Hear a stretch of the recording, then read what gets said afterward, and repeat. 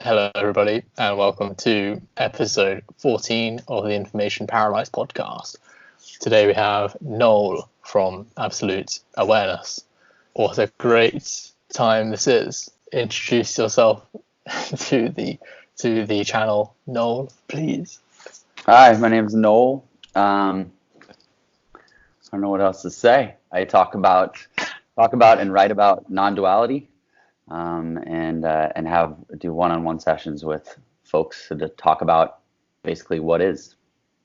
So, what does duality mean? Duality, two, more than one. Okay, so like reality equals two, right? No, reality is that which doesn't ever leave, which is never gone. So reality is non-dual in that aspect, but there's always a subject-object relationship in words and talking. So talking is effectively dualistic, but reality itself is that which does not ever the infinite, that which does not ever change or go away. So are words dualistic because they can be here and also not? And is that the difference between... Words are dualistic because there needs to be, there's this subject-object relationship. There's talking or writing about something else, as if there is this separation from the one doing the talking or the writing and the thing or object that's being described. I've heard that the word samadhi is the collapse of separation between the two. What do you think about that? That makes sense. I mean, as a pointer, which is all we can really do when it comes to talking about this, is create pointers. Samadhi is is effectively the action or the experience of that happening, but even the description of the experience ends up being not it, because it has this dualistic component in the description. So if you look at people talk about awakening experiences, and those things they happen, but then the subject-object relationship comes in when there is the attempt to describe, or even attaching to a thought, like I'm having an experience. Then you sort of pop out of that. I say this a lot in talks, but it's Nisargadatta Maharaj had a very great pointer, which is, if it can be conceived or perceived, discard it. If it can be, conceived of or perceived in that experiential element, then that's not it. That's not what you are. So even in elements of some of the teachings, some of the descriptions, getting to that certain point of understanding, there still needs to be this almost like, I always do this, but like popping back from, that is the real, that is the infinite. Everything else is sort of this illusory veneer, this illusory layer on top of it to attempt to describe what's going on. And it's just descriptions happening. It's not it's not important or unimportant, but it still takes place. One final thing I'll add to duality is what we really want to do is, like you do here, we want to get to the infinite subject of experience, right? We want to as not as an object, but we want to be as, right? So any thoughts, anything that can be perceived is an object of experience, experienced by the infinite subject, right? Anything that can be deceived, or you mean conceived? Perceived. Oh, perceived. Oh, okay. Yeah, so this is all just happening. It's all just happening. Not in time, not in space. It's literally just one thing that is that's not even really happening. It's happening and not happening in that sense.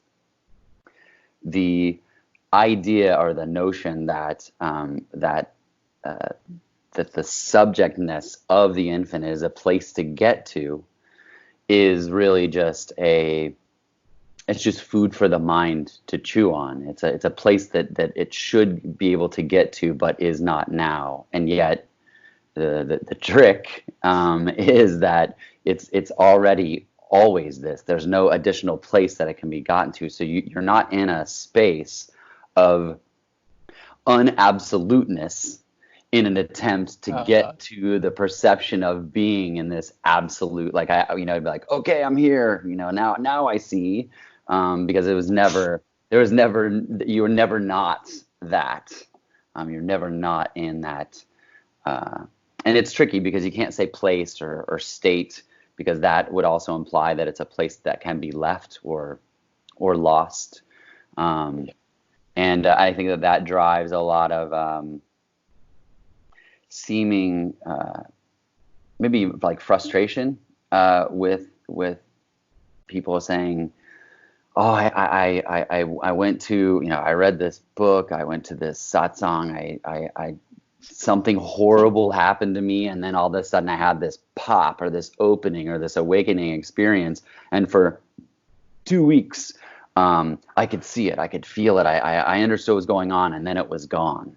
What happened? How do I get back there? And as you can imagine, there are the mind wants to try to grasp onto this thing, so it says, oh, read more books, watch more videos, what were you doing when that happened? Let's go repeat that activity and see if we can make it happen again. But that's just the mind coming up with and I don't want to say problems as if they're bad, but just problems to solve. We had it, now we've got it, let's go, let's read another book, and it's just running its own programs of the, in many ways, just the unacceptance of what is, and its pursuit for relevance. And it doesn't exist, but it can be useful, just like words, to have this concession of giving the mind, the ego, some sort of character element, so that it can be talked about. But it's not a real thing. The ego isn't a real thing. It's just thoughts.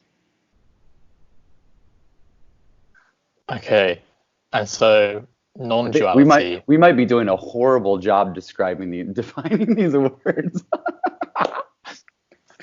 But maybe, I don't know, maybe it's interesting. I don't know. Yeah, it's a lot of food for thought, isn't it? These videos. Sure. Yum. Yummy yum. Hope I get a lot of likes. Yay. Is it tasty, guys? Hey. Okay. So, non-duality. We've already kind of said it, but it's just, one. Yeah, more specifically, it's not two.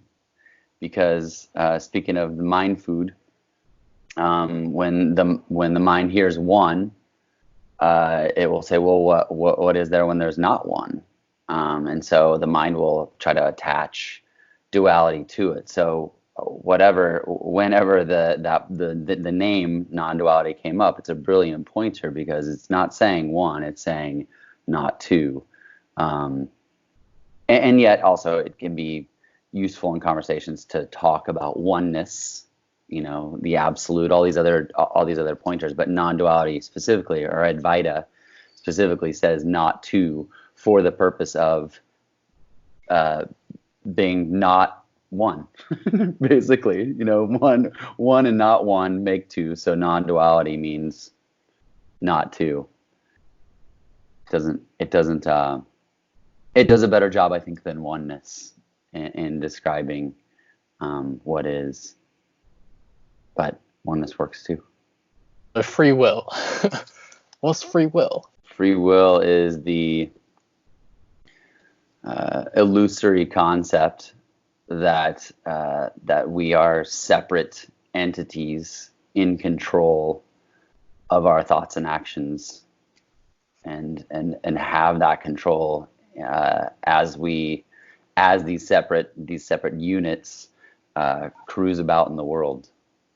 My friend Tarun, who's featured on this channel many times, he says that if I say, okay, well, I do have free will because I can pick up my hand, he said that the thought that I did it comes afterwards. Correct. It does for everything. All actions happen, and then the mind will run around behind the scenes and claim ownership of this. There's you can look this up in there's science, a lot of science and a lot of studies that have shown that we don't control our thoughts, going back, I think, to the 80s, where scientists are able to predict when a movement is made, the pressing of a button, and they can predict in advance, anywhere from a minute to, I think, 8 minutes or 10 minutes in advance, when a button will be pushed and which button will be pushed, before the person's told, push whatever button whenever you want.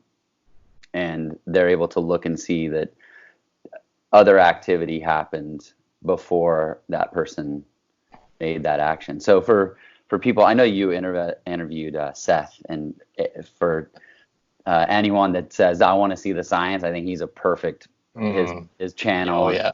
It's fascinating to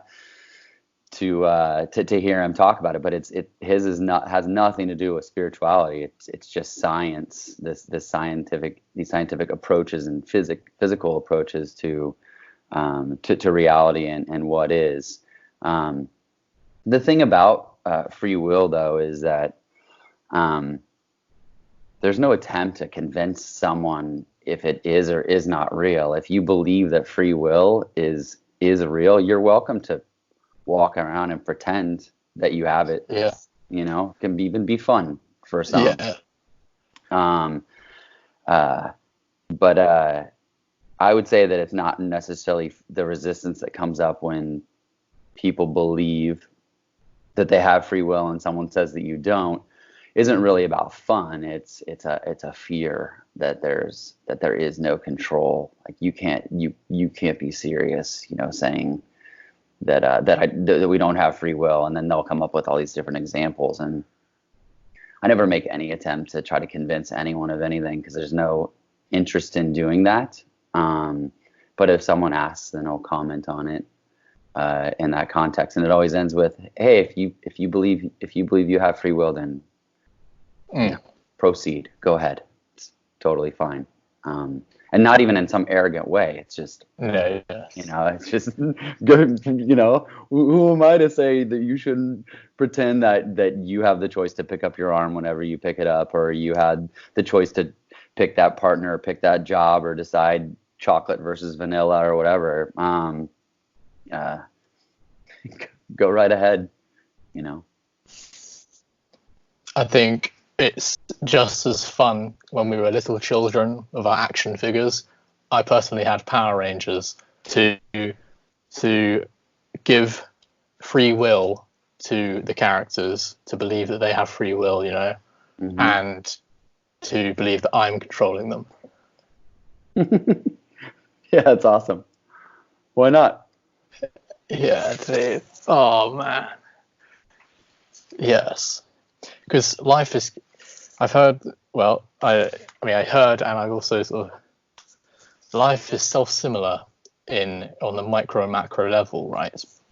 So like the spiral of the galaxies reflects in the spiral of a spiral cabbage. I'll put a photo up here. And so when I think of like God controlling these humans or whatever, I always think of myself or this human playing the memory of this body playing with Power Rangers. And that way I can fulfill my wish that I wrote on a piece of card attached to the string of a red balloon in year 2 when I was 6, that I would one day be the Red Ranger. I would be a Power Ranger. And here I am. Mm-hmm. All right.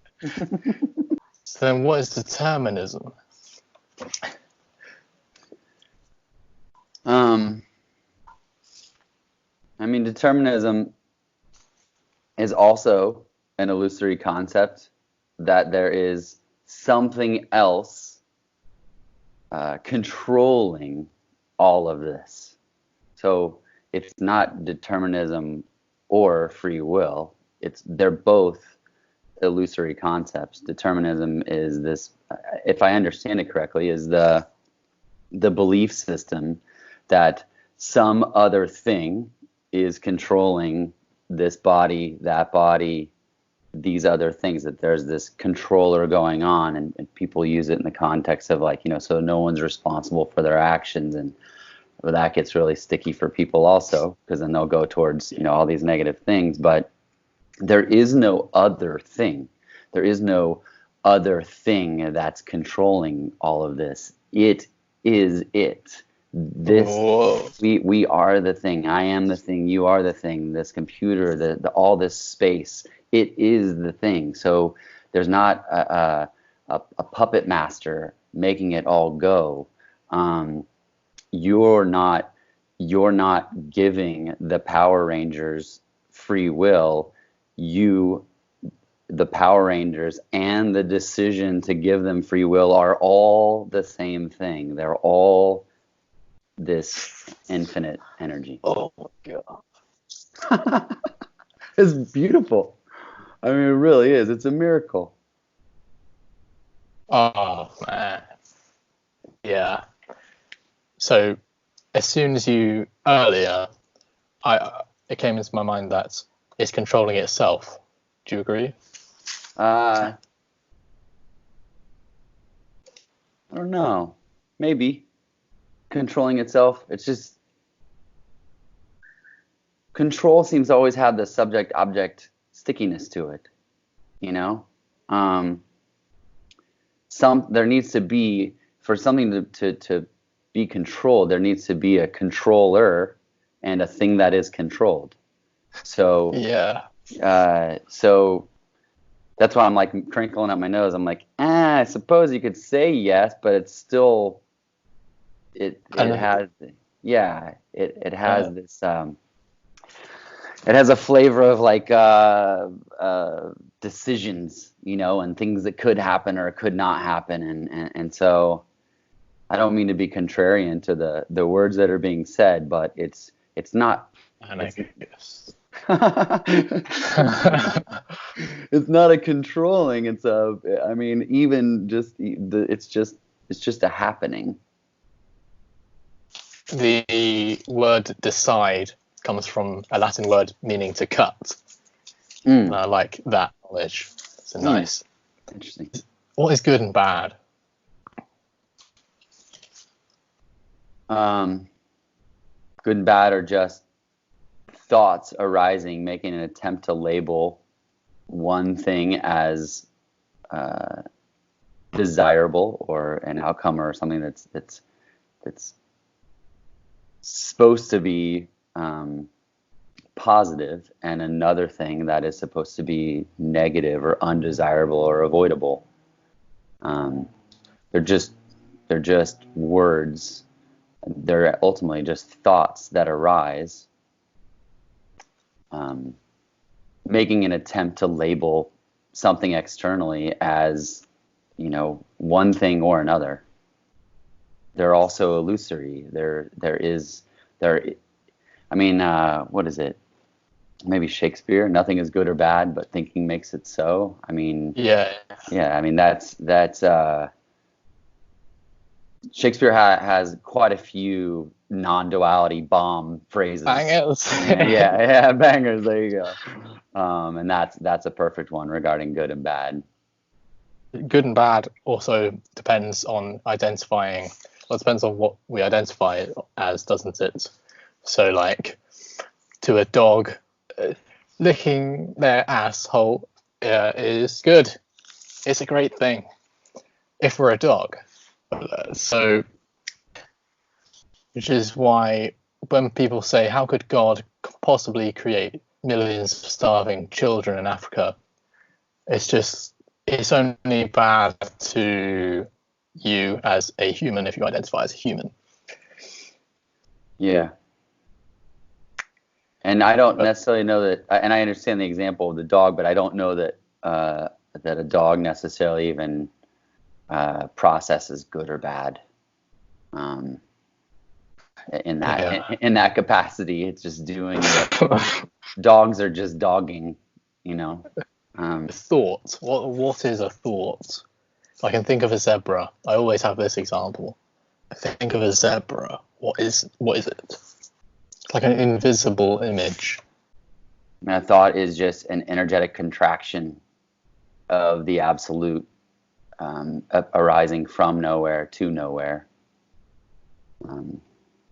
In the same way as anything is arising, just phenomenon. And with content, except that this illusion feels real, and a thought can't see a thought, and yet there is quite a bit of power given to thoughts in moving about our day to day. I don't know the specific definition of what one is, but I would just say it's just energy arising. Emotion, I suppose, is another thought, right? Yeah, so I've heard someone say that emotion is thought tied to a feeling, you know, to an additional sensation. So crying just happens, but when there's a thought or some experience of, say, the death of a loved one or of an animal, then that the emotion becomes sadness in that capacity. I don't know if that's correct, but sadness just happens, crying happens, joy happens. And those are the labels given to sadness, happy, mad. You know, those are the labels given to those specific things. Those are emotions. The mind wants to categorize everything. And yet, crying happens when there is sadness. Crying also happens when there's happiness. But I like that definition of the thought arising tied to feeling. Feels like there's I don't know. That seems like a pretty good definition or a way to describe it. Because otherwise, crying is just crying. What is knowledge?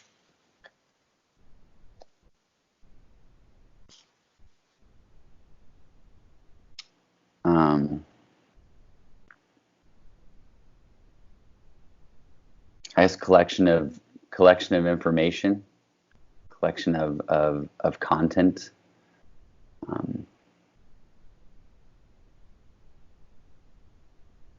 lot of it depends, I suppose, on where you're on the apparent perspective. In fact, hang on, I read something that, let me see if I can find this quote. I read something the other day about it. It's a Vedanta saying in Vedanta. What is it, knowing which everything else becomes known? So what is it, knowing which everything else becomes known? So there's a feeling that there are so many phrases and sayings. Knowledge is power. The more you know. And in academic circles, that there ends up being there's a cachet that goes with the more knowledge. Studied this many things, have this many initials, beyond our name. And true self-knowledge ends up being the realization that you don't know anything. Nothing can really, truly be known. This is why I love looking at aspects of science. If you read about the science being done on consciousness, they all, no matter what the article says, at least some point in the middle or definitely at the end, and they're like, well, and really what we know is we don't know anything. And I love that every single time, because no matter how much someone thinks that they know, it all breaks down to not knowing anything. And you look at and there's varying degrees of resistance to that truth. 6 months ago, everybody thought, nobody except maybe a few pandemic experts would have thought that this would be happening. I mean, and even the pandemic experts might have said, well, it's going to happen at some point, but they would not have been able to pinpoint this specific thing, this specific time of when it was. And yet, and then you can say you can say that to someone and they can agree with you, but like, yeah, well, I know that, okay, so I didn't know 6 months, but I know what's going to happen in a minute, in 5 minutes, or whatever. That's not infinitely true. I don't know about the current, but there's like a, and not that I had this morbid fascination. I just looked one day. I was like, how many people die every day on the planet? Like, what is that? And there's a death clock. Yeah, you checked it out. I mean, I think everyone has that curiosity. That's and true, I think it's 150,000 people. 150,000 people die every day. So, arguably, some version of that number have maybe an instinct or a knowing that the body's going to be dying. And if you've ever spent time with someone like in hospice, or that's the case, there are these regular indicators of when it's coming to the end of life with, say, older people or people that are very, very sick, terminally ill. But a large percentage of those 150,000 people every day don't know it's their last day. They don't know it's their last hour, their last minute. So we don't know anything absolutely.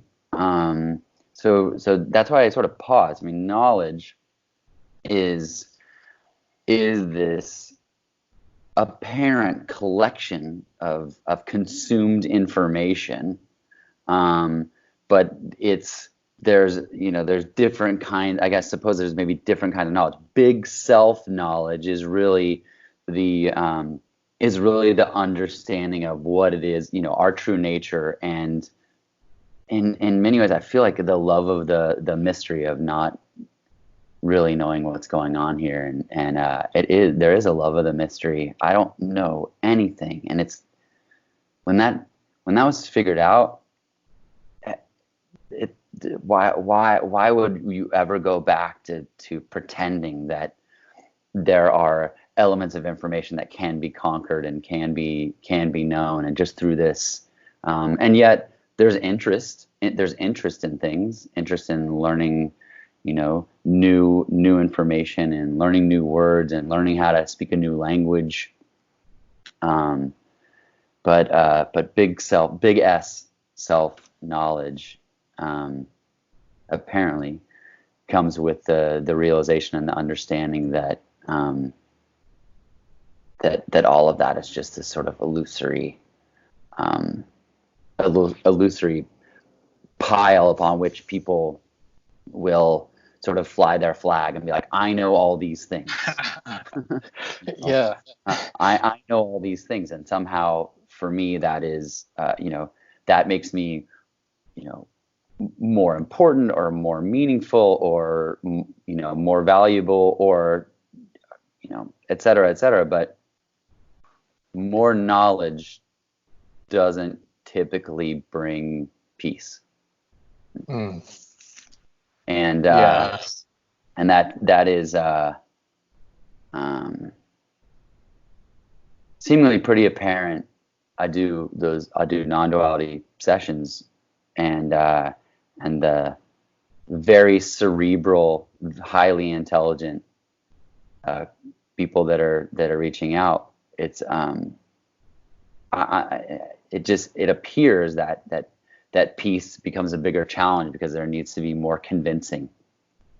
There needs to be more convincing. I need more evidence. I need more information, and that's not always the case, but it seems to be that. I mean, knowledge. It seems to be in many ways that knowledge isn't power. It's actually it's actually creates a lot more apparent suffering because it gets to be pretty noisy up there. It's like in the same way you were saying, the cerebral people, it's like how science is trying to find and discover consciousness. Mm-hmm. It's like that, isn't it? I suppose that science trying to discover it is basically a group of those cerebral people, isn't it? Like a group version. Yeah, there you go. Yeah, very wanting to figure out what's going on around here through science, and that's totally cool. That's totally fine. But that's all part of this play of life. Apparent cerebral people running around with their with their computers and their microscopes and their theories, pretending they can tackle this and have it all figured out. We love them, so we want to tell them that. Yes. Stop looking, guys. Keep going. Yeah. About how it's great, or like it's enjoyable that it's a mystery. Imagine when we were children, I would play with my friends, and we would play like Indiana Jones or Star Wars, and I'd never played, and I mean like acting in a way, like what's the word? In the same way we act here, I'm David, blah blah blah, I'd never watched Star Wars, so I was always appointed Princess Leia. So great. Oh, thanks, guys. My best friend Zach and Sarah, forever in my heart. But yes, but imagine, so where these roles come up from is the infinite nothingness, right? Anything can come from anything, from nothing. So anything can come from nothing. Imagine if we couldn't go back on the roles that we chose. Imagine if there was only a limited amount of dressing up in the dressing up box. That would suck. Would it?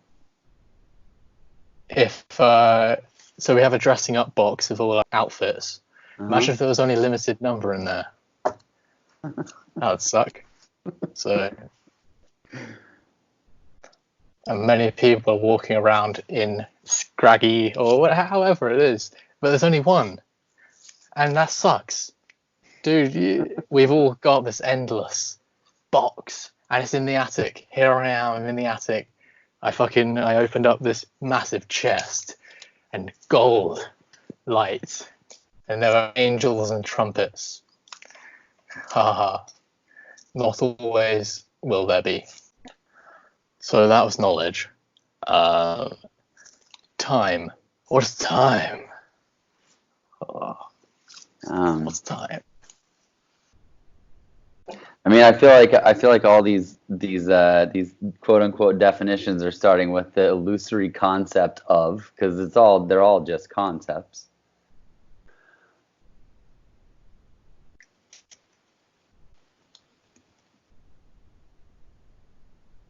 I mean, it's an illusory concept an agreement, an apparent agreement that that there is some linear fashion to all of this, that this isn't happening all now at once, and that somehow it needs to be sliced up in agreed upon, section. Yes, all the calendars, Yeah, and seconds and things like that. It's just another. It's just it's another illusory agreement that somehow needs to be adhered to, so that things don't all go to shit, I guess. So that you and I can meet up and have this conversation at the same time.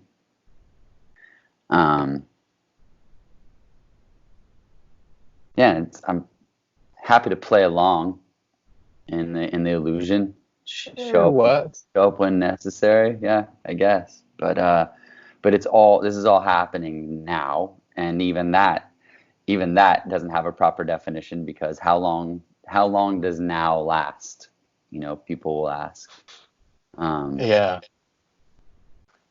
Until you decide it doesn't, I suppose. Like until you imagine. I've written down here a measurement of change, just as much as all the. There's not like a right and wrong answer. Sure. Yeah. That's like a good one. Yeah, little banger. Yeah. In the same way that measurements of length are just in our head, and it helps us to function as groups of humans to agree upon these measurements. We can trade better, stuff like that. I would love for anyone to not feel rushed in life. It's only now, however old you are, Mm-hmm. All good. Anything that will ever happen in your life will happen right now. All the kisses, cool. Mm-hmm. All now, So, what is death? What's death all about? What's going on? What's going on there?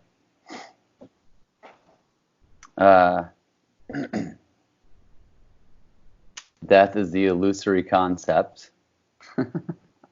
Yeah, that it is the end point of the non-existence of a body that has been born, ceases to have life in it.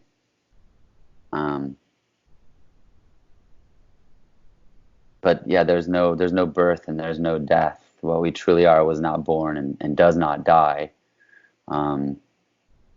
So this concept is really just that. In the illusion, Noel was born, given a name, lives a life, assists in giving life to other little humans, and at some point it will be curtains for us all, and will cease to exist. Yes, as if consciousness was created at birth. Right. Yeah. It's like a belief in experience ending. So, of course, if that was such, panic. No, I'm going to catch a virus and die. This beautiful experience is going to end. I'll never be able to experience anything again. But that's... how could we prove that death is not the end of experience? Well, scientists are working on that as well. There's new research, I think, published this year, that has said that consciousness continues on. I mean, I think there's research before that, but consciousness continues on beyond the death of the body. Or I just saw something. I I keep bringing up science in this call. I don't do like a whole lot of research on it, but I do. If it pops up in my feed, I'm like, oh, that's interesting. Let's check this out. But yeah, there was some recent one that said that, effectively consciousness is aware that we have died, that the body has died. So I'm not. There's no interest here in proving or disproving that, but there are some scientists, some smart people that have made it their life's work to figure out what's going on. I do believe that if you want to make the argument, if you were on some sort of debate stage and you wanted to make the argument, you probably could do a pretty good job of making a convincing case for the fact that a lot of fear it can be rooted into the fear of death, or just stress and anxiety in general. It can come from that whether it's I guess we don't need to go down the rabbit hole to discuss that specifically, but at the same time,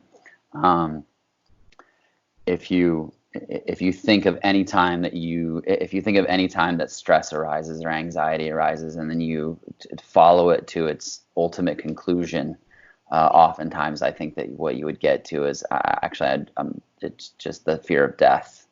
Yeah. It's there because if you don't have that fear,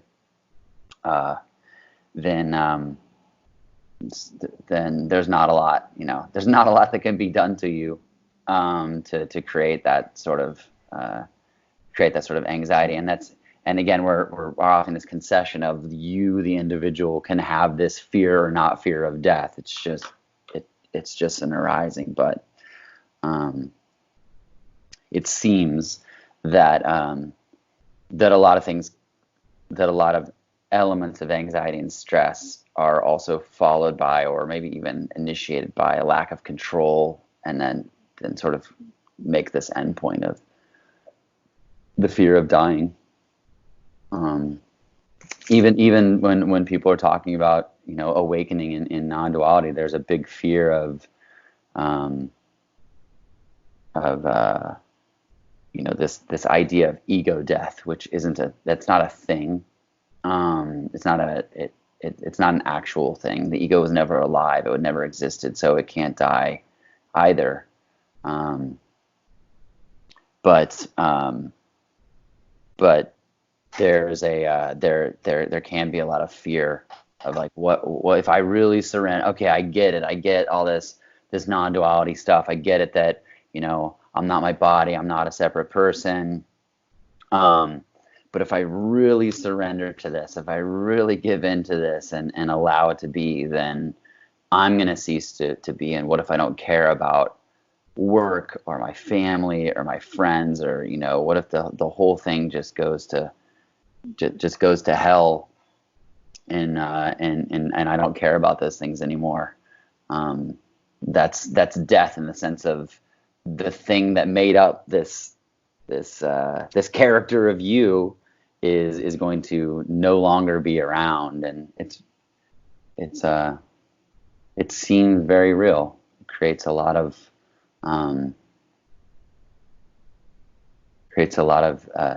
behaviors and decisions, or seems to. I don't think there's cause and effect in that way, but those behaviors happen, and then you could I guess tie them at some point to that fear of death. But it's fear of a thing that doesn't exist, which is what most fear is.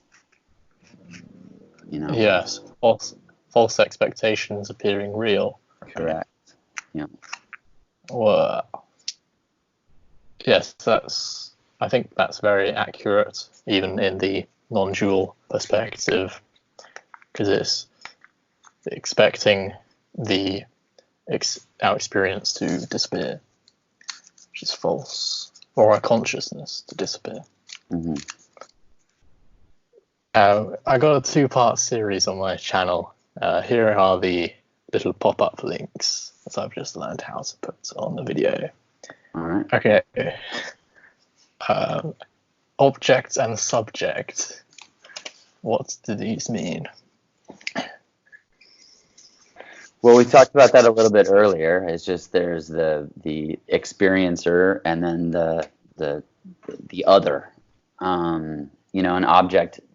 I think I heard a really good definition of an object, not necessarily being like an actual thing like pen, but objects are thoughts, events, anything that can come and go. Which is why when you said, reality is duality, and I said, no, reality is the thing that does not change. Anything outside of that thing that does change is an object. Okay. So subject object is really just the in many ways it's a baseline understanding that creates duality is I'm here, all this other stuff is there, and it's not me. It's not a part of me. I don't know if that's a good definition. I'm sure there's dictionary definitions for these things that are maybe not as interesting, but entirely, much more exact in their phrasing.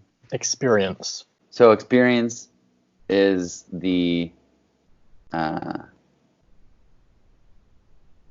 in earlier in the conversation we talked about what is all of this is just this happening. Experience is that sort of veneer, that element right in front that adds words and thoughts to what it is that's happening. So what's happening isn't necessarily isn't necessarily describable, and experience is. It can be. It seems that it can be useful to describe, like everything is just awareness or everything is just experiencing. But to have experience, then thoughts and words need to somehow be utilized to describe what it is that might be happening. So might be even considered the first pop, the next jump to actual awareness or actual happening in the description of what it is that's going on. But because in terms of something happening, it's just happening, but someone will say, well, describe that experience. Then in many ways you have to get that you have to utilize that subject object element to create a description there. But I don't because I feel like as a pointer, I feel like experience can be a useful word in that description. I don't want to just cast it off as like, no words are important, but if you want to put it in the context of a pointer, because we're talking about non-duality, experience can be useful in that context, because it's not a it still has those elements of, even though not entirely, it still has those elements of the absolute knowing itself, in that context. But I don't know if does that work for you? Yeah. Okay. I know there's no right or wrong answers, but it's just whatever's coming up. That's cool. Yeah, quite a all-encompassing word, because the thought is an experience, and so is a feeling, and blah blah blah. Yeah. Mm-hmm. Mind. What's mind? What does mind mean? A bundle of thoughts that appear to be in some localized, in some localized area, not in necessarily at some sort of finite point, but the mind is just really a bundle of thoughts arising. Different. I don't have any specific words or phrases where there is any sort of preference, but I will sometimes use mind and ego and body mind interchangeably, for the purposes of being able to have a conversation, not use non-duality speak, which just gets exhausting. The energetic contraction that calls itself Noel is having is having a conversation with those kinds of things. But yeah, so it's just it's it's an illusory concept. I mean, really, yeah. That's what we're getting to. These are all just concepts, and they depending on the words that are spoken, they can either be useful to describe or they can be more confusing. The mind doesn't exist. It's not a thing. Yes. So it's not an object. You could say that the mind is an object because it's just the thing that's not, it's one of those things externally that's not who we are. It's a thing that can change. It's a thing that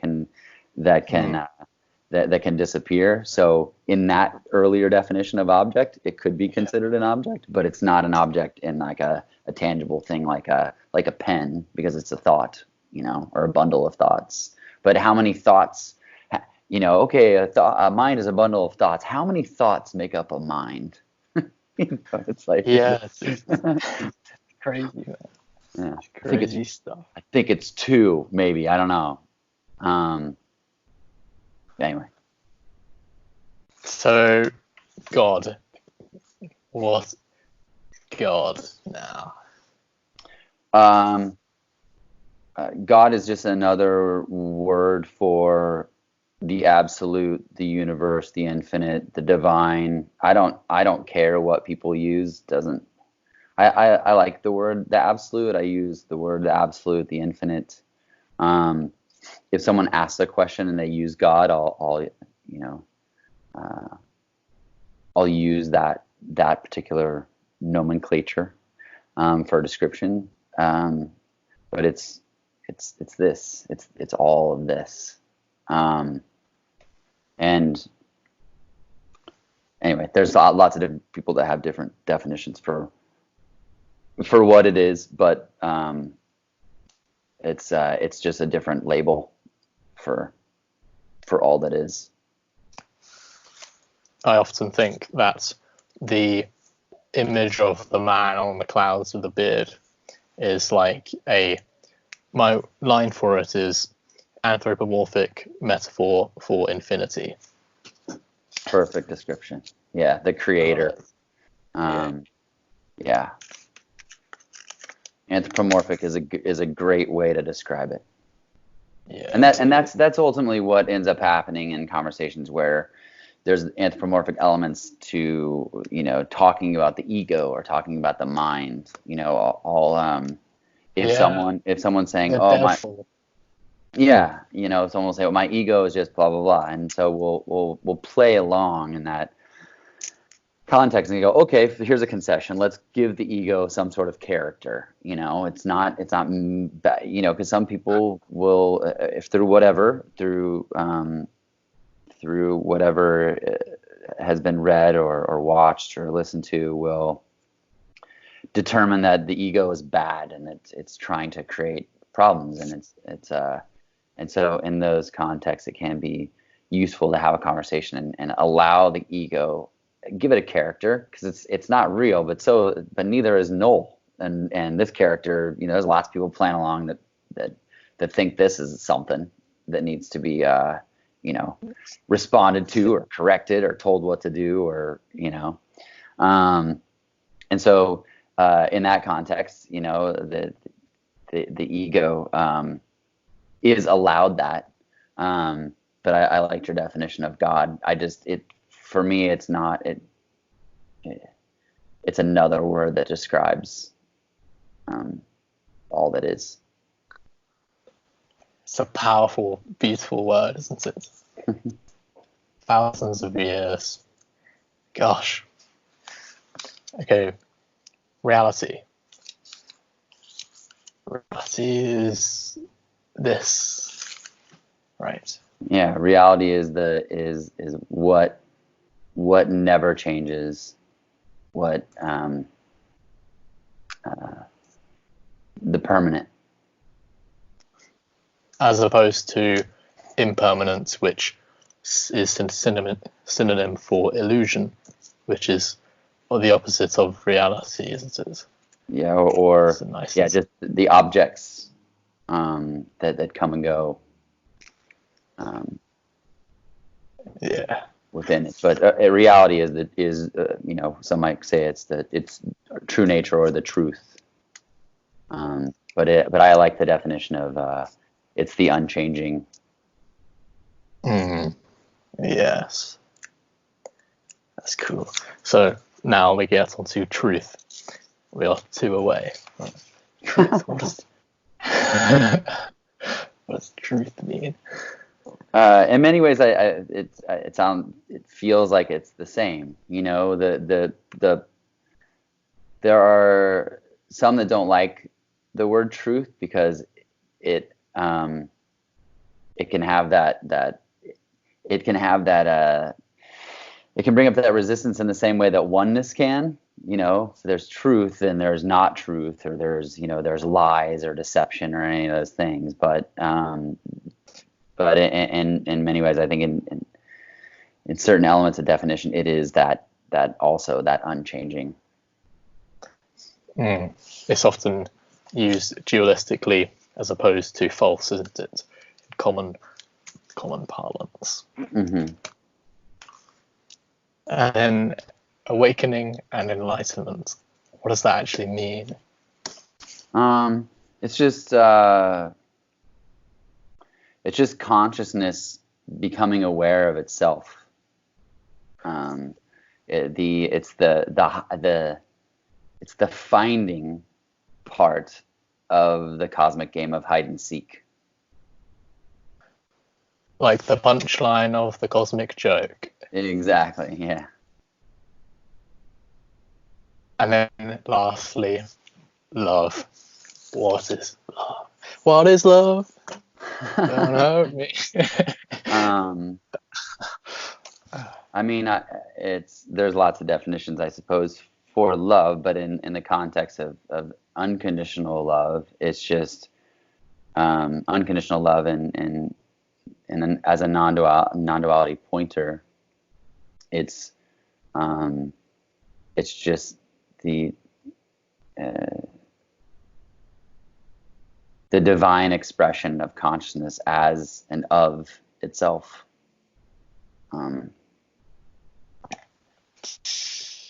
Damn. Yeah.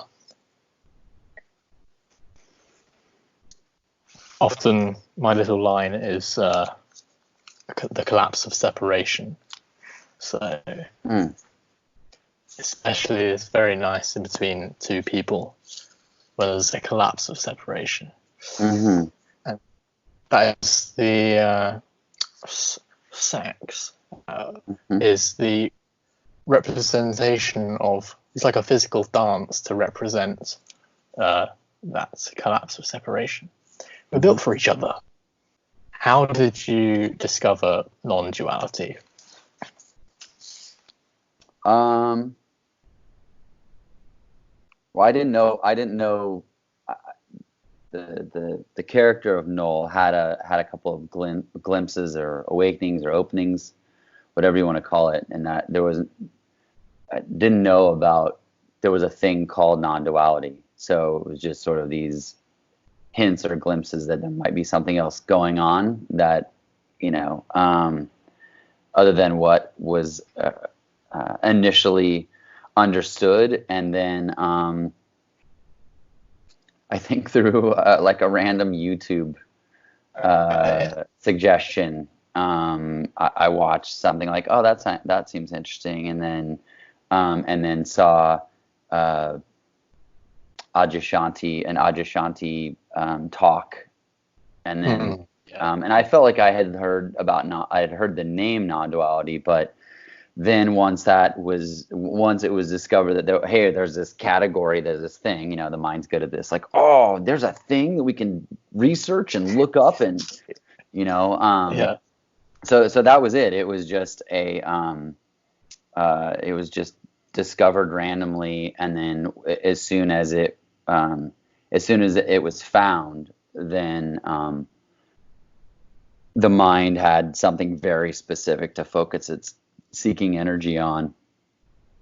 But Yeah, very uninteresting answer. I just discovered it on the internet, basically.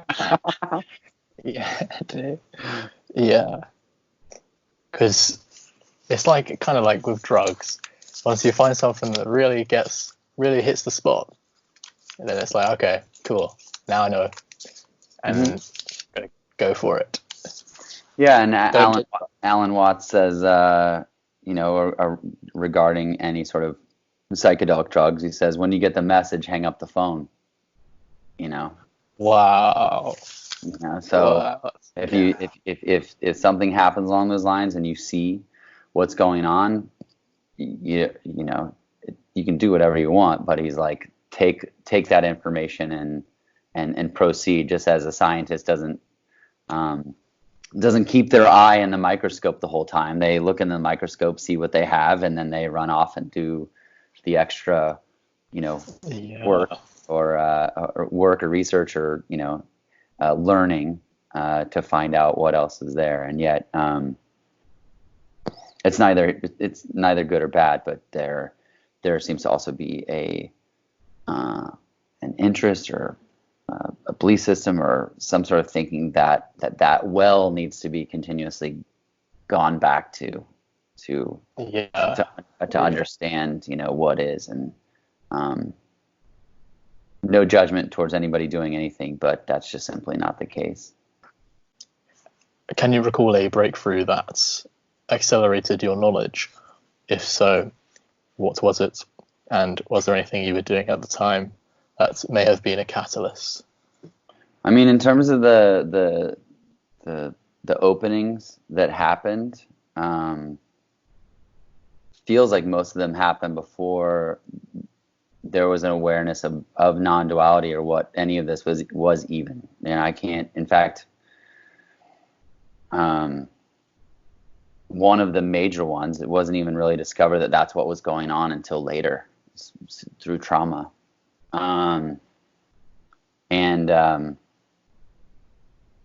no, I mean, I understand why the stories seem interesting, but they don't feel that interesting. If that makes any sense. Yeah. It always comes back to there's no specific formula, and there's no specific formula for it.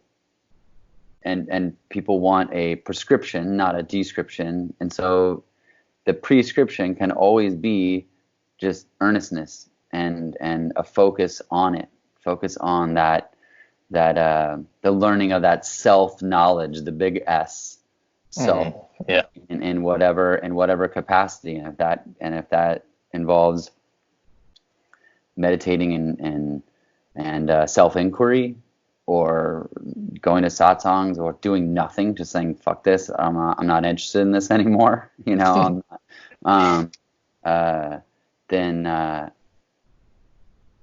those would always be the prescription. I mean, it's I've heard the metaphor of we're in a prison and the door's open, and I did a talk on it where I said there's maybe more of a preference of like you're in a waiting room.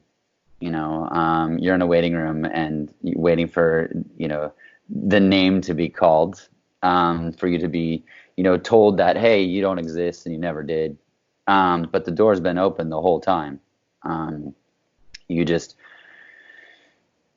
You discover it after you've passed through, and you look back and you're like, well, this was just sitting here all along. It's so plainly obvious. And that, I mean, it's what makes it so amazing, is that it's just so plain. So there's no knowledge that can be accelerated in terms of getting you to it faster.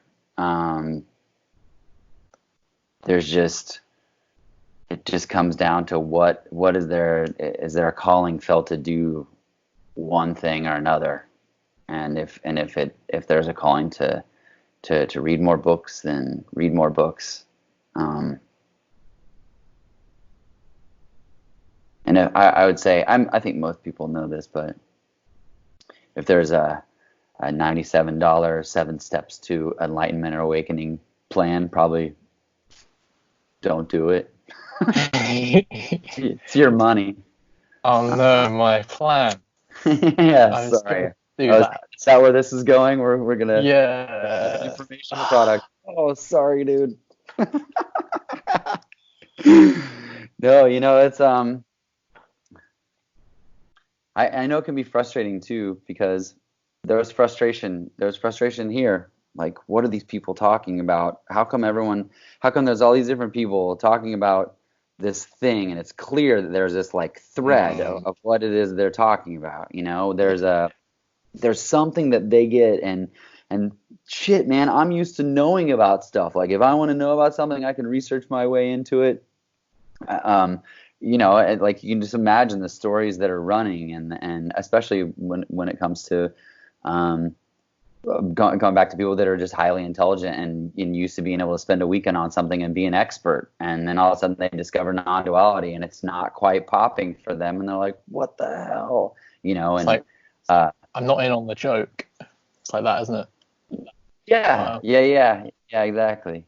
It's a pain. I'm not in on the joke. I feel like I can get there.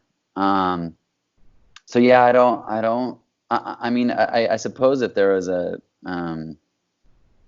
starting point or a catalyst, it just could have been, and this doesn't necessarily need to be the case, but it just could have been the fact that there was the pointer that is non-duality, that there was something that was categorized and described, and then through the more words that are read and words that are listened to, it's really seen that this thread is in a lot of different things. It's not just in books that are marked non-duality, that it's everywhere, whether it's Christian mystics or things that the Buddha said, or things that the Buddha apparently said. And then, there's a great phrase that I think is a good pointer, and it's events happen, deeds are done, but there is no individual doer thereof. And that is a great point. And the whole idea, that flavor of non-duality, of non-doership, and the Buddha is apparently pretty regularly, especially by like Ramesh Balsekar, as being the one who said that. And then some other, Buddhist historian or whatever, Buddhism experts, like, no, Buddha didn't say that. But doesn't matter. Yeah, it doesn't matter who said it. That's the whole thing. But it is a great sentence. Yeah, no, no recipe for fasting and meditating and doing plant medicine and going and sitting in caves are gonna come up here in that, because it's just not really how it works. So I can't go to India and attain my enlightenment. Well, I can't go to India. Most people can't, but you, for $97, you can buy this. Yeah. Dude, special offer. Yeah, special offer. Oh, was that the end, or? Yeah, that was the end. I was gonna say, the best reason to go to India would be to visit your friend. Yeah. Not to get enlightened. What are the approaches and methodologies that you've used and would advocate to others for enlightenment? Similar question. Yeah, it's a similar question. The thing is, I don't advocate or promote any of this. Like, I talk about it because I love it, and I write about it because there's just a I don't know, there's such a love for it. But a lot of times I come back, and I come back to this notion of earnestness. Like, if there's a feeling or a calling towards it, the discovery of it, then go in that direction. Like that's all that can be done. And back to the determinism and free will, like you can't do it anyway. It's not. There's no you that can make that that can make that effort towards getting there. But it ends up being, if there's a love for it, then pursue it and see what happens along those lines. But if you want to offer the concession that the infinite created all this so that it could know itself, it's created this game of cosmic hide and seek, then there's infinite versions of the hide and seek game playing. So why would there just be one way? In fact, there aren't possibly even two ways that it could be done. There's an infinite number of ways. There can't ever be just two, because no apparent experience, no apparent event, nothing can be recreated because it didn't happen before and now it's happening again. So it's all just happening. So I think the best advice is always just feel whatever there's a calling towards doing, then do that. And if that ends and another calling comes up, then do that. If you feel like I got to read all the books, read all the books. People will say, stop the search. You hear that all. Call off the search. And it's. I understand why that's said, but it's also kind of I would never say that. Why? Like, it means you're telling someone what it is. Telling someone, you as a separate person, or telling someone else that's a parent separate person, like, stop looking. Stop looking. What what you seek, you are what you seek, and all those different phrasing. Like, they all exist for a reason. They're all in some cases, decent. They can be, I guess, decent pointers. But it really just comes down to do whatever you feel like doing in the pursuit of that, because you're going to do it anyway or not, and you don't have any control over it. Yeah, the person who says stop, or offering just one thing, I would say, well, that might work for you, but like you say, infinite blah blah blah blah blah. Mm-hmm. Yes, infinite blah blah blah blah. That's all this is anyway. Beautiful. I shall name it this video. Yes. Okay. And I would add that there is a natural inclination to evolve, isn't there? Physically, and if we think about humanity coming out of Africa, like whatever the monkey had to do, because there would have been infinite different things that our ancestors would have had to have done to evolve. For example, like, I've got to eat in reflection to fasting. I've got to eat some diet now. Oh crap! It's like 100,000 BC, and there's been an earthquake which has ruptured the land, and I've got to only eat this particular diet now for me to evolve, survive and evolve. So whatever you got to do. That's all. That all plays well, I suppose, in the story. But that's all. That evolution, all those things are just part of they're part of the illusion as well. Mm-hmm. Because there's no place that can be gotten to. There's no the infinite can't evolve. It can't devolve. It can't be anything other than what it is. There's no elements of improvement. It can't be made better. It can't be made more whole. It's simply as it is, and any notion or ideas that something can be evolved or made, can evolve or be made better. It's just part of that's a story, and that's part of the illusion as well. Doesn't mean it's not interesting or can't be, but that's all that it is. I had to use my imagination to conjure up the evolution story. That's good. Yeah, I mean, I read a random book. It's not out of print a couple years ago by this guy. I can't remember his name, but he gives like a pretty good like little small chapter. Speaking of anthropomorphization, maybe that's it.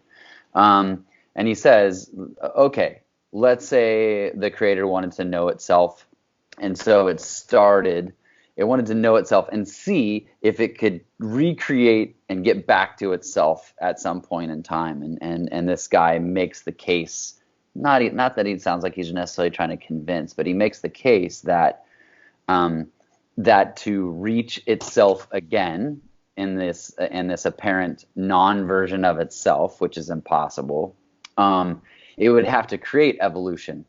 So it'd have to create this thing that eventually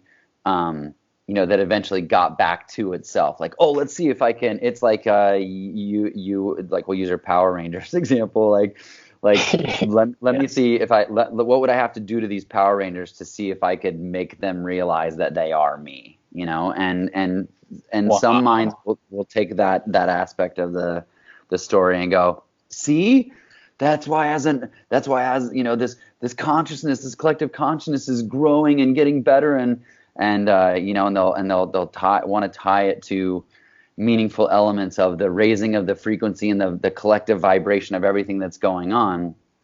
But even that's part of the story. It doesn't mean that it's unimportant or that it's not interesting or that it shouldn't be considered, because it's being considered. It's all kind of unimportant in the context of like whether it should be labeled as important or unimportant. It's just happening. But there's never any judgment for everyone meditating at the same time to try to raise the collective vibration of the planet, or the need for or interest in self-improvement, or I live in Costa Rica, so it's a retreat haven. People coming down here and doing yoga retreats and doing plant medicine and cacao ceremonies and all those different things. There's no scoffing at any of those. There's more just like a smiles and love for it being the infinite, pretending that it's not it in the pursuit of becoming it again. It's like, why would that be? Why would there be any judgment or feeling of spiritual hierarchy or of anything of that nature? Because it's just seen to be what it is, which is just it's just cosmic hide and seek.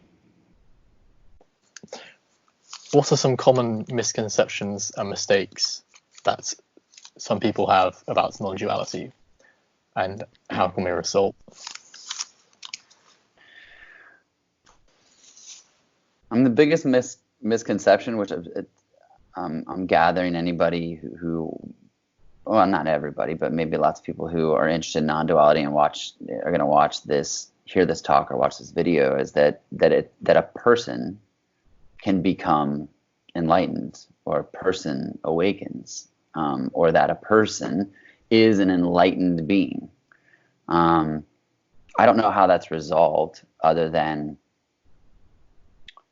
just finally coming to see it for what it is. But there's nothing here that isn't everywhere. There's nothing there that isn't everywhere, that isn't all that there is.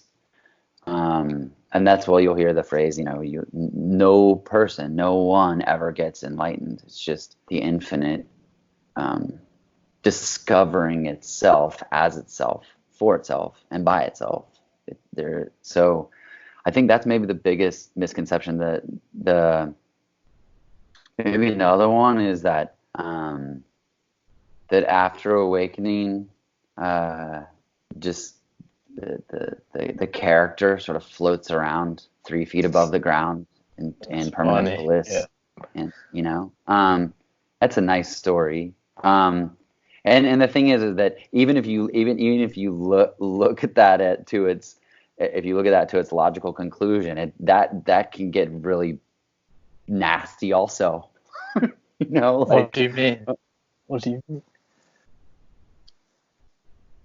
I mean, if someone in a town could levitate 3 feet off the ground and just float around smiling in bliss, Get crucified. Yeah, lots of things would happen. Yeah. So and that's not to, that's not to even say like, oh well, that's not done because of these other bad. It's not. There's no cause and effect element of it, but it's just seen and like people will ask like, you still get frustrated with your kids, and I'm like, yeah, because it's time to brush teeth and go to school, and they're not brushing their teeth, and we do it every day. Like, frustration happens, anger can happen, but sadness can happen, joy can happen. None of those things are pursued, or are there efforts made to reduce or increase the frequency of when those things happen. So if a blissful experience happens, there's no attempt or interest in trying to recreate the blissful experience. That makes sense. Yeah. It's just, it's on the same side of the table as stress, anxiety, frustration, sadness. It's an object, right? It's just an arising. So I think those are probably the two biggest misconceptions. And the first one might be like the no-brainer, like, oh yeah, okay, I know, it's not like, the sort of, I call them yeah buts, like, yeah, okay, I get that I'm not a separate person, but or yeah, I get that what you see is that you're not a separate person, but, and it's like, you negated your own yeah with the but, in that description. But even beyond that understanding, it's if you ask most people, they'll say they want to be happy, and the truth is that everyone just really wants peace. They really just want to become whole and find that. And wholeness is it's the full acceptance and allowing of whatever to happen. It's not the freedom from sadness, or freedom from anger, or freedom from joy and happiness. I mean, to balance those things out, it's there's a great Zen saying: before enlightenment, chop wood, carry water. After enlightenment, chop wood, carry water. It just continues, but without the belief system that there's a separate person that life is happening to, that needs to get better, that needs to improve, that needs to leave their mark on the world in some amazing way, and that's really freeing for some. And then when you get to the edge of it, it can be very frightening, because there's a lot of patterns and programming and stories that have led us to believe that our entire lives that we were supposed to be something, that the character that we were. You hear people like, you're giving our family a bad name, or you need to behave in these certain ways to live up to these expectations that we have of you. And the truth is, there's no of all the people that of all the people that know Noel, or all the people that know David, they all know a different David. They all know a different Noel. There's no Noel to know. That is concrete, across the board. And yet there might be similarities in descriptions of what that is. But yeah, I'd say those are the two, I suppose, misconceptions, along with the fact that any concept is also wrong. So that means, again, if it can be conceived or perceived, discard it. So like any concept that is sort of latched onto is also in some context completely incorrect. But that's a whole other thing. We can stick with the two simple ones. Oh, right. Yes. Perhaps in another video. Maybe. Okay. Are you expecting a, yeah, of course? No, never. What are some blind spots that you've had, and how did you come to become aware of them?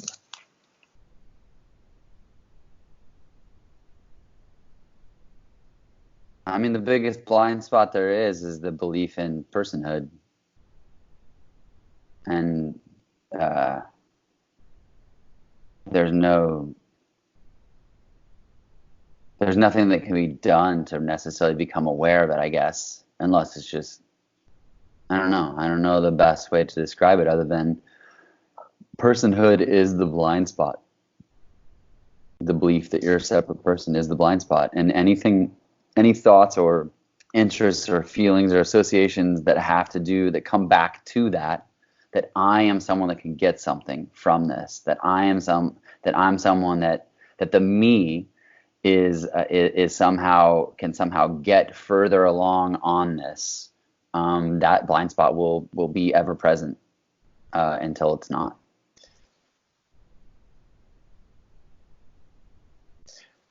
What would you say to someone whose belief in personhood is very, very dense? Depends on who they are. I mean, I don't walk up to people and when it appears that they're very, very into their personhood, there's no attempt to like convert or convince or even make them feel better that that's the case. If people are sending me emails and saying, "Well, I just really, really feel like a person," then the pretty regular response is, well, explore where the thoughts of personhood are coming from. Look, just varying degrees of pointing them towards self-inquiry. I'll be in calls with people and I'll be like, I know, I get it. It feels super real. Like it's a pretty amazing. It's a pretty amazing. Yeah, it's a pretty amazing illusion going on here. Like it seems super convincing. But again, it always comes back. It ends up coming back to, like there's never any sort of. This isn't a philosophical debate. It's not even a philosophy. It's nothing like that. So there's never, and sometimes questions will start to appear that way, and there's no interest in that. So there will be just sort of a polite bowing out of that. Like I'm not, if you don't have the, if there is no real interest in even conceding to the logical elements of this, because that's what ends up happening. People will get to this logic, get these like, okay, so logic says this and this and this, and I tried self-inquiry and I tried all these different things, and then they still are not there. If you're unwilling to come to terms or accept those elements of this, then there's nothing that's not gonna go any further than that. So, and I'm guessing that you'd be hard pressed to find someone who actually really knows what's going on here to try to convince someone that says that otherwise, because it's in the same way that there's no judgment towards people wanting to I don't know, do anything. Go to retreats, go to seminars, buy cars, like any of those things. There's no judgment towards any of that. Like there's no interest in trying to convince those people otherwise. Why would there be any interest in trying to convince someone like, well, I just really feel like a person? I'm like, okay, I really feel like that if I read the Bible every day for 4 hours, then I'll go to heaven. The answer is the same. Okay. Like, I mean, I literally there's no judgment for anything, because it's all this. It's all part of the divine. So if it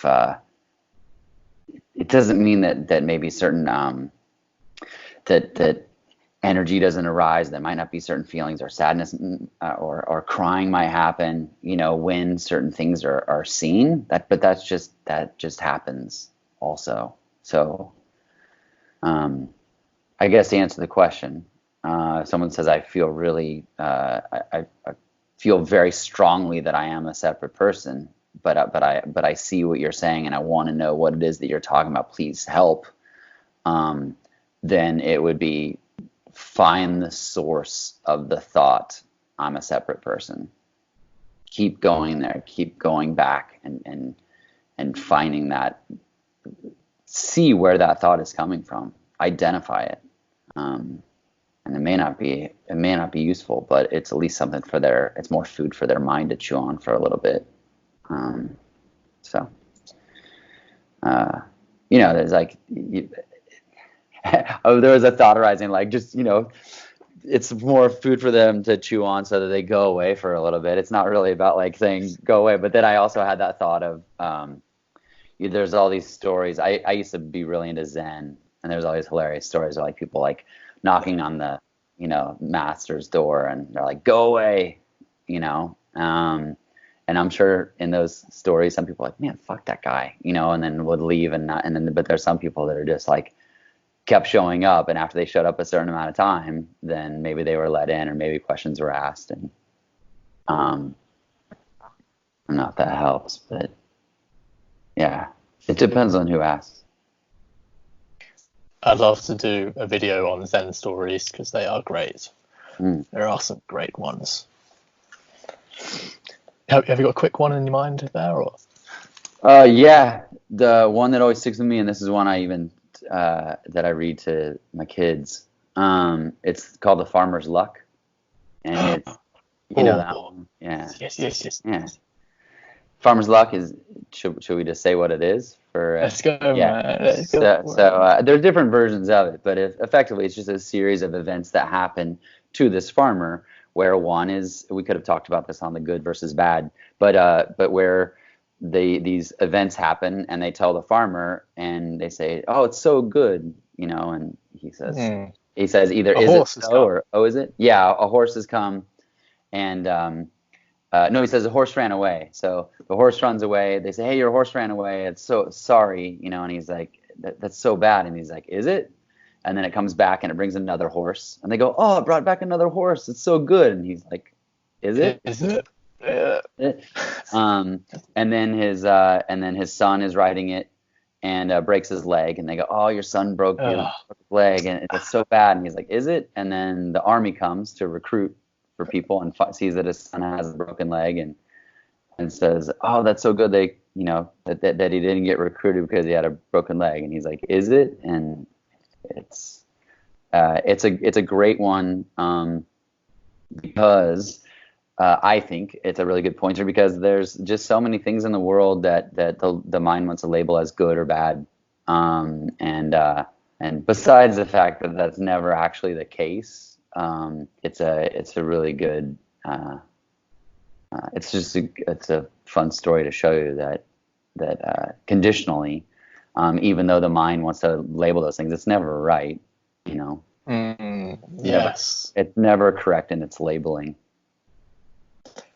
Because we are invited to think, how long could that go on for? It's like, oh, my kid, he went to war, but he met a woman, and now they bring back a child. Great, farmer. Awesome. Mm-hmm. The child Mm-hmm. dies. Oh no. Mm-hmm. From the child's corpse springs a beautiful tree. Yes. Mm-hmm. From the tree comes down poisonous apples. Oh no, you've eaten it. Okay. Yeah, you can keep But going and going and going. It's great. For drama, people who are into drama, I would recommend that as an exercise. What would life be like, just in general society, like public life, if the foundation of world culture was based on non-duality rather than duality? What do you think? That's a good question.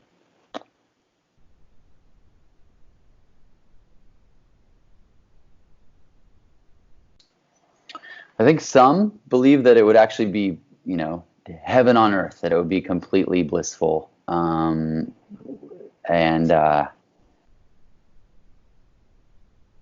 would be no wars, no anything, anything bad that was happening. And others might even argue that that's where this is all headed at some point. Wow. Or that at some point, meaning like that it's already been, it's all one big energetic whoosh, all happening at the same time, and so that it has already happened. It's already, it's not some point in the future. It's all part of this.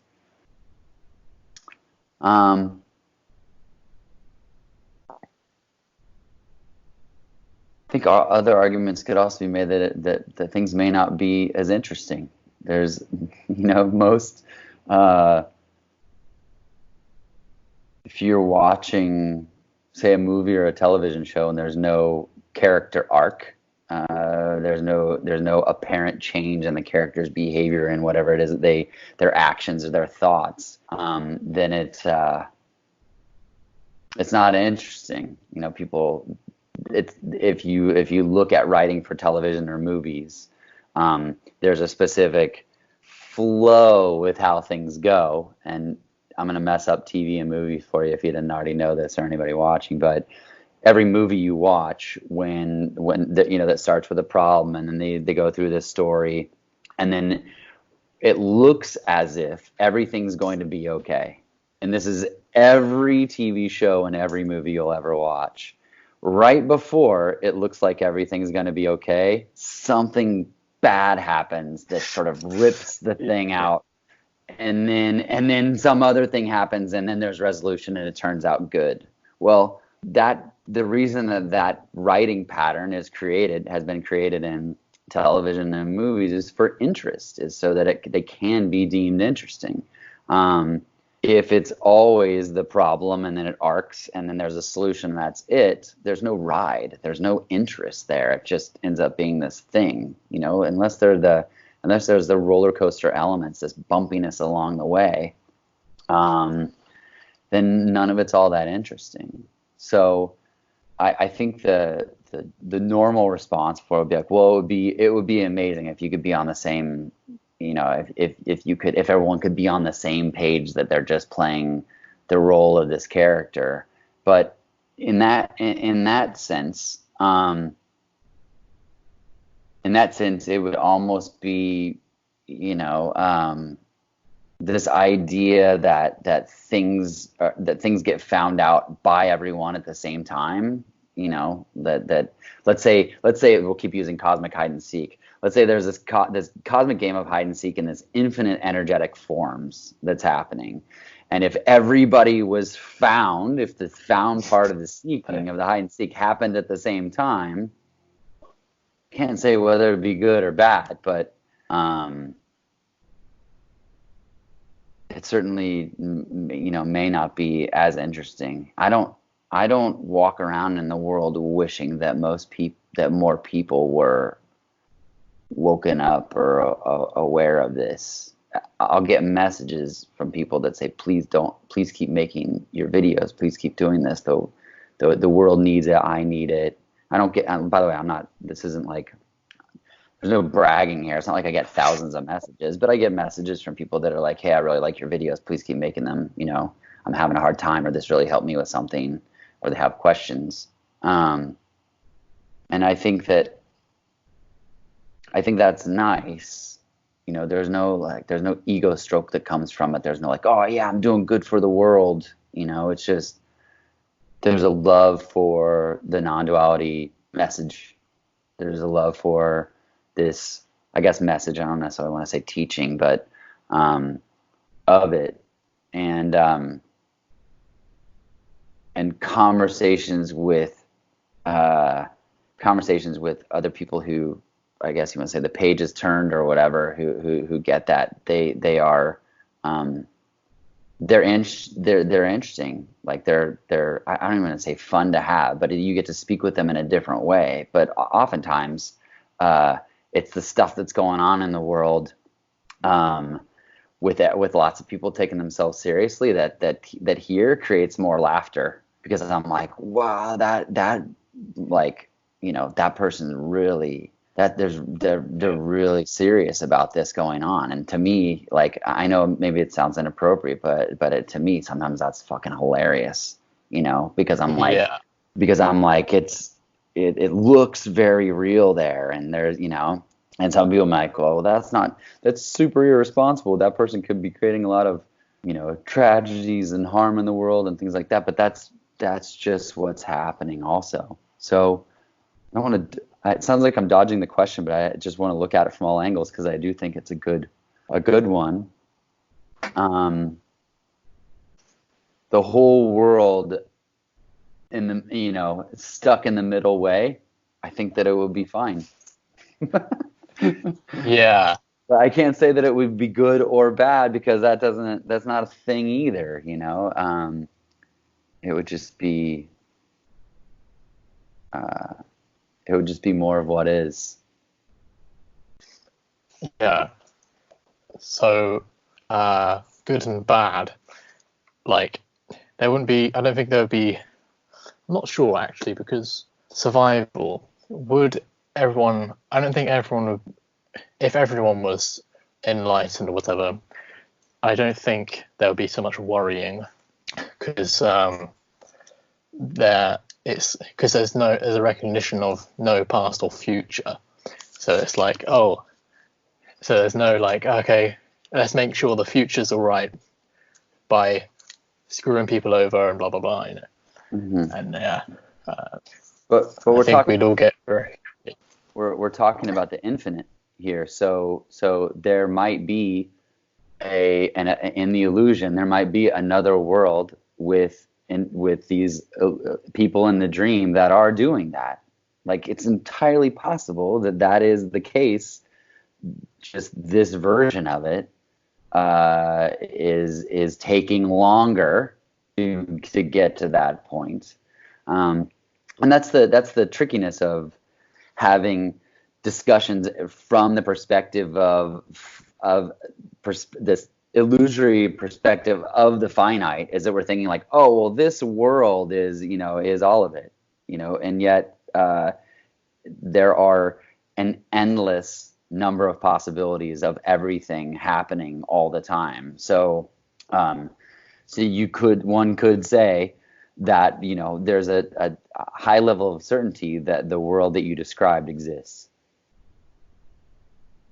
Yeah. So if infinity is really infinity, we say like, well, reality is infinite, I tend to think that the mind from which imagination comes from, like the zebra, is the place which is just nothing, right? Where all of these infinite dimensions or whatever sort of come from.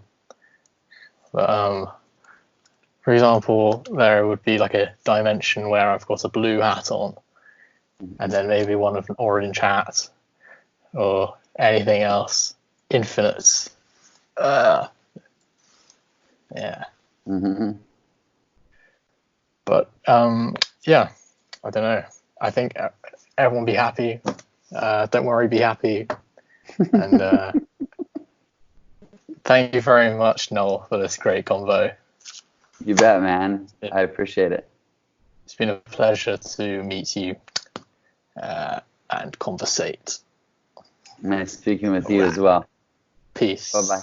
Peace.